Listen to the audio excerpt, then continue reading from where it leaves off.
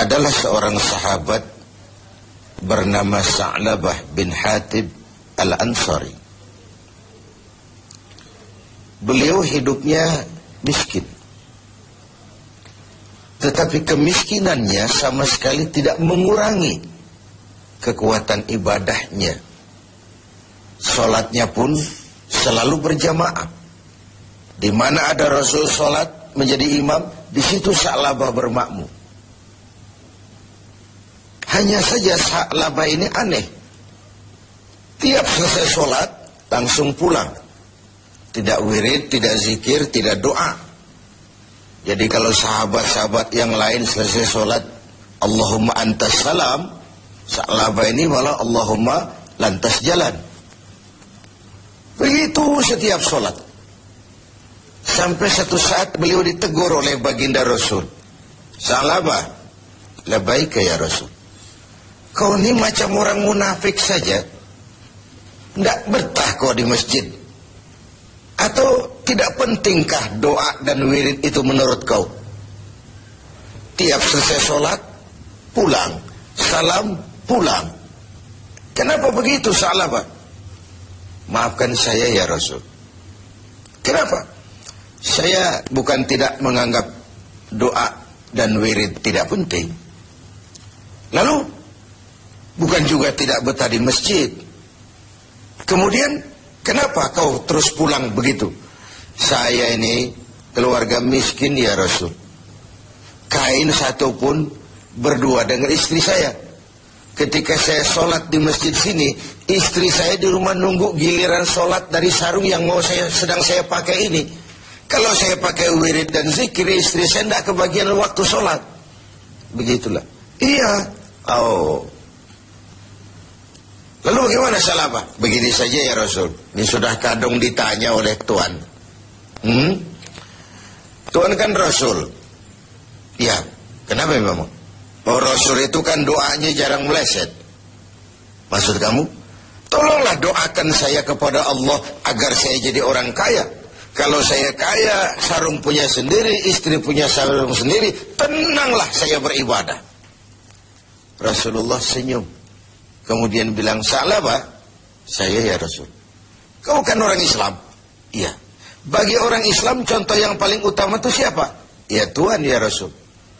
Kau lihat saya kaya? Tidak. Lalu kenapa kau mau minta kaya? Begitu ya? Iya, sudah, pulang saja. Pulanglah Sa'labah.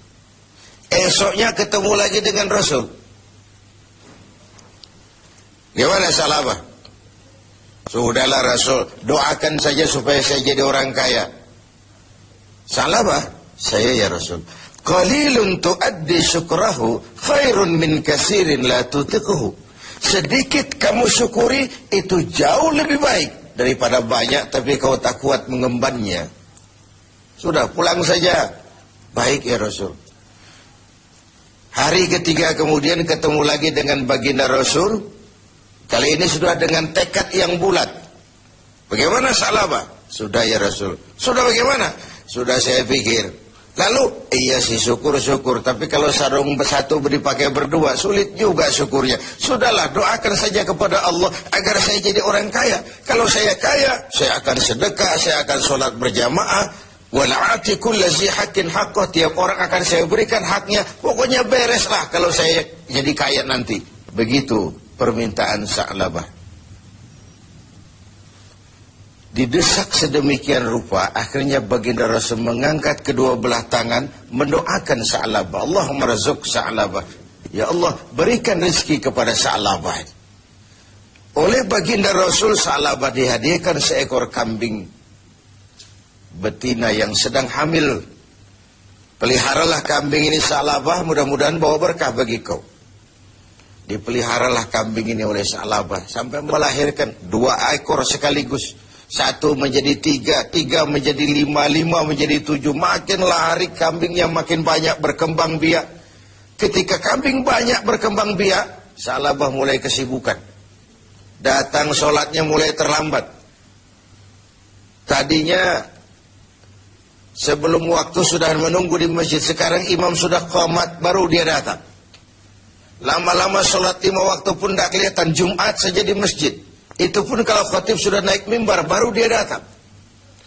Terakhir Jumat pun tidak kelihatan juga. Orang tanya, kemana Sa'labah? Sibuk keluar kota, ngembala kambing. Ya wailah Sa'labah. Sayang sekali, celaka Sa'labah. Sampai ketika turun kewajiban membayar zakat, alih-alih Sa'labah malah tidak mau mengeluarkan zakatnya. Sampai di zaman Utsman bin Affan, Sa'labah mengalami kebinasaan dan bangkrut kembali dengan seluruh hartanya. Pemirsa TV 7, riwayat ini adalah sebuah potret bagaimana seorang Sa'labah diuji dengan kemiskinan, dia lulus. Tapi saat diuji dengan kekayaan, dia gagal, berantakan. Ketika miskin dia hamba Allah, setelah kaya dia pindah menjadi hamba harta.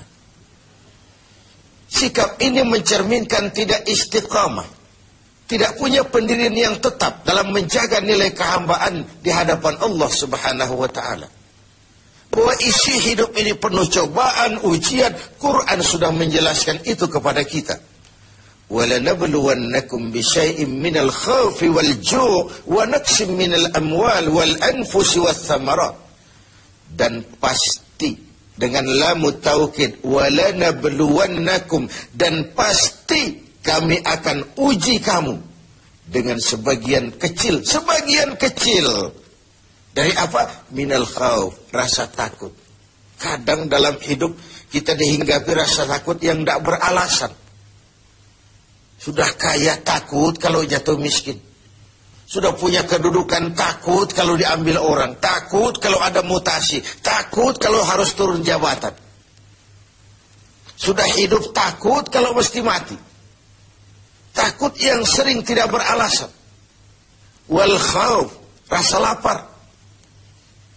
Secara makro, khauf dan ju' ini kan masalah hankam dan ekonomi, keamanan dan kemakmuran. Sering kali kita diuji dengan ini. Hilangnya rasa aman, ekonomi gonjang-ganjing, ini mahal, itu mahal, ini naik, itu naik. Lapangan kerja sulit, persaingan hidup tajam. Apalagi sudah masuk pertengahan Ramadan ke atas. Orang sudah konsentrasi, mau mudik lah, mau lebaran lah. Sehingga konsentrasi ibadah pun sering buyar. Tengoklah, pertengahan Ramadan ke atas ini, masjid-masjid separuh saja pun sudah bagus dia. Softnya semakin maju. Artinya orangnya semakin kurang. Pemirsa TV 7 yang berbahagia. Ujian itu juga dalam bentuk wanaksim minal amwal. Kekurangan harta, kehilangan, rampok, kecurian.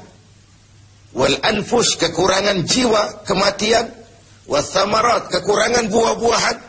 Menghadapi ujian, cobaan itu, Allah memberikan sandaran. Wabasyiris sabirin, berikan berita gembira kepada orang-orang yang sabar menghadapi segala macam ujian tadi. Siapa orang yang sabar? Alladzina iza asabathum musibah qalu inna lillahi wa inna ilaihi raji'un. Yang apabila mendapat suatu cobaan segera sadar segalanya dari Allah dan segalanya pun akan kembali kepada Allah. Ada baiknya kita angkat satu potret lain, potret Nabi Ayub alaihissalam. Nabi Ayub sebelumnya adalah orang yang kaya. Beberapa rasul memang kaya. Binatang ternaknya banyak, sawah ladangnya luas, rumahnya bagus.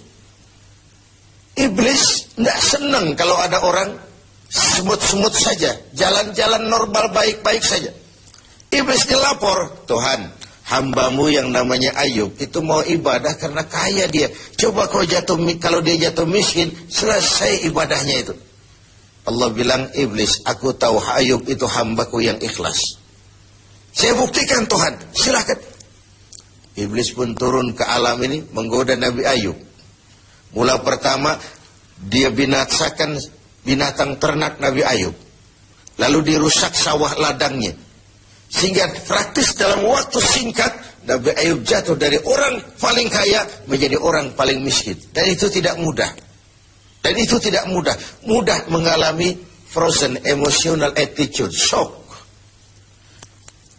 Sudah begitu, iblis datang menemui Nabi Ayub yang sedang ibadah di mihrab dalam masjid. Ayub, ya. Sedang apa? Ibadah. Menyembah Tuhan, menyembah Tuhan. Tahukah kau Ayub? Kenapa? Tuhan yang sedang kau sembah sekarang ini, dia sudah bikin miskin kau. Sawah ladangmu binasa, rusak.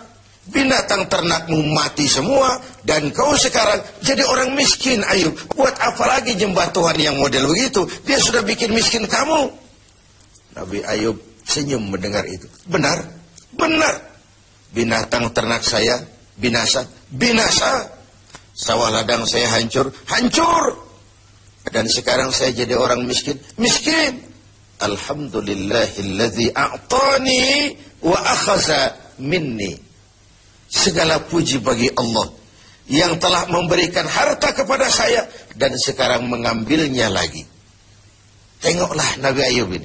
Ketika binatang ternaknya binasa, sawah ladangnya musnah, bukan innalillahi walah alhamdulillahilladzi a'tani wa akhadha minni. Segala puji bagi Allah yang telah memberikan kekayaan kepada saya dan sekarang mengambilnya lagi. Allah yang memberi, Allah juga yang mengambil. Inilah yang disebut sikap istiqamah. Ibadah kita tidak bergantung kepada cuaca. Sebagaimana di awal tentang Sa'labah bin Hatib al-Ansari tadi. Dalam keadaan miskin, dia tekun ibadah. Setelah diuji dengan kekayaan, dia malah tidak karu-karuan. Karena itu penting bagi kita menjaga sikap istiqamah untuk tetap konsisten dan konsekuen sebagai hamba Allah dalam segala keadaan. Dalam segala situasi. Sehingga nilai kehambaan itu mempunyai nilai yang istiqamah. Pemirsa TV7, semoga ibadah Ramadan membuat kita menjadi orang-orang yang istiqamah menghadapi ujian yang diberikan Allah kepada